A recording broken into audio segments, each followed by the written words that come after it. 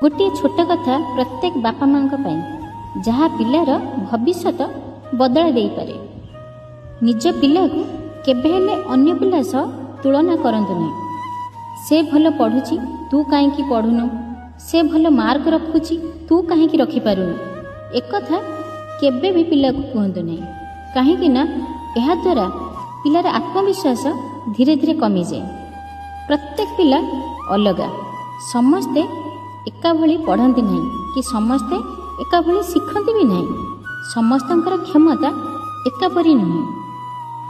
पिला को अन्य सहित तुलना न करी पिला को बुझातु, देखिबे से निश्चित आपे आपे पढ़िया पई चेष्टा करिवो। गोटे थर परीक्षा करी देखंतु, पिला को अन्य सह तुलना कले तार प्रतिक्रिया कौन हेउची एवं बुझाइले तार फल कौन हेउची, तापर ठीक करंतु आपनकु कौन करिबा दरकार।